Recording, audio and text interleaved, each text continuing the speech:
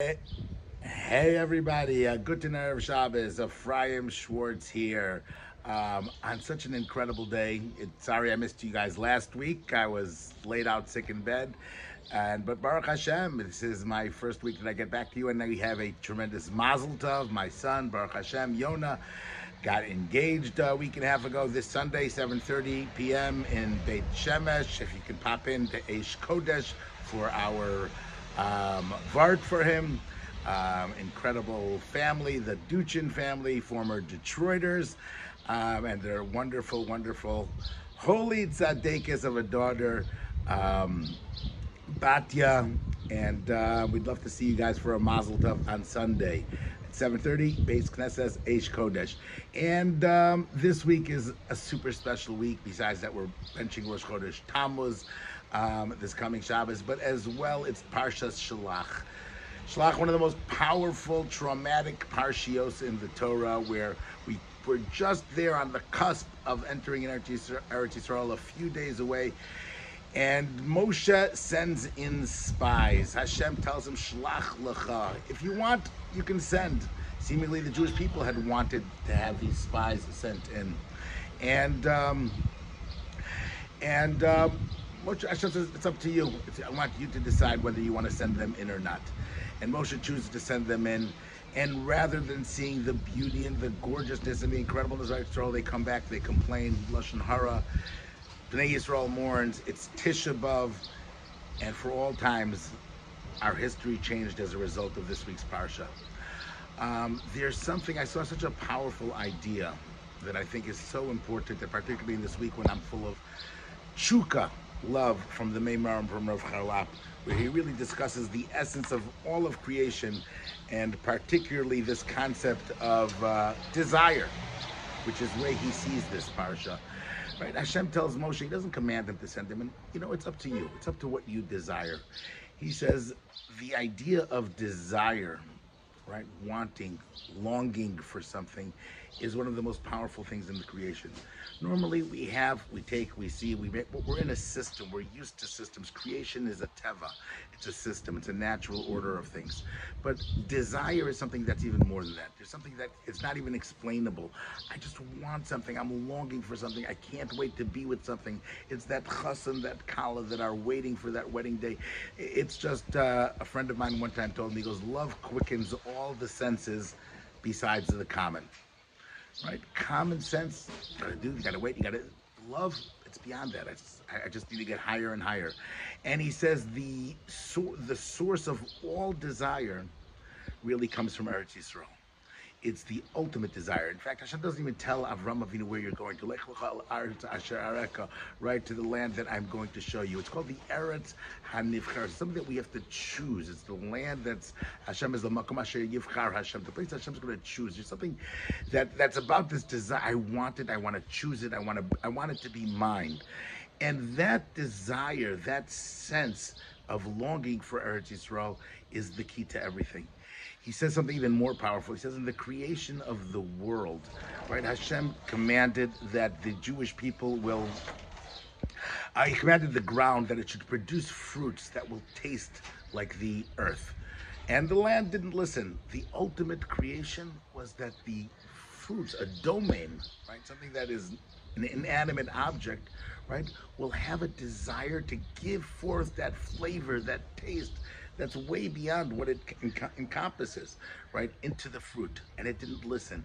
And as a result of that, when man was created from earth, it also had this domain, this inanimate, this part of us that just doesn't feel, that's used to a system, like those pyramid things of the nutritional things, that little triangle that they have, it's got to go up in the order and this and that.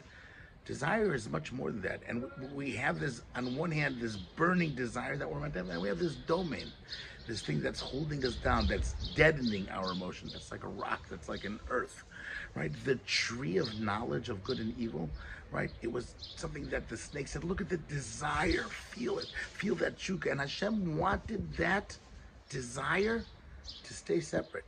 Wait till Shabbos, save it for Shabbos, bring it and build up that desire. That's how you'll earn it. And we didn't wait. We wanted it now. We needed to have it. And once you have it, it's not going to be there. Olam Haba, the world to come, is that world of desire.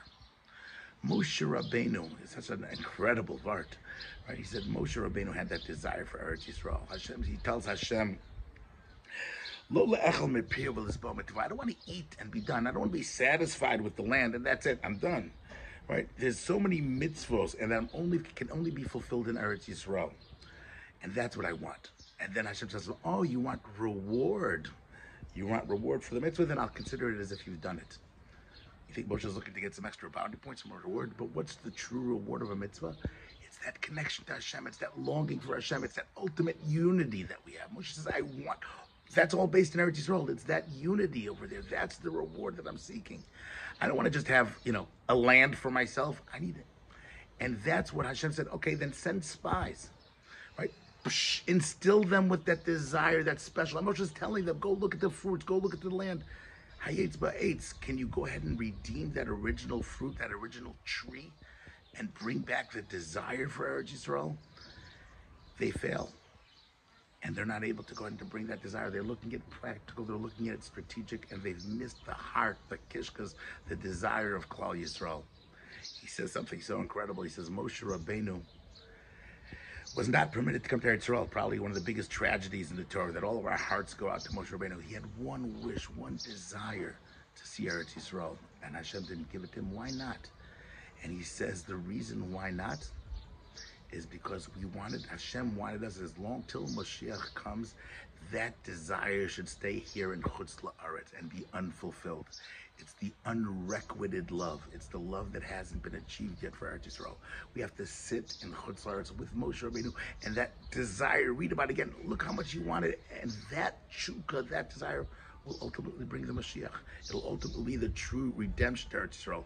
We can only eventually be redeemed if we have that desire, that chukah of Moshe Rabbeinu, which stayed here in Chutz La'aretz, to keep instilling it with us, to keep instilling us till we'll see the Beis HaBechira, the house that Hashem chose. That's the essence of Parshat Shelach, to go ahead and to take that desire, to think about it, where it's such a challenge, even for those that are living here in Eretz Yisrael. I said, there's so much you can take for granted, and even though I don't, I really, every day I'm in awe. I drove home yesterday with my daughter, you look at the trees and the land, and it's beautiful. I'm desirous of it, right? Even when you're here, right? But it's more than that. It's not just the land, it's not just the fruit, it's the holiness of Hashem. It's that ultimate union with HaKadosh Baruch Hu that we're waiting for. Mirza Hashem.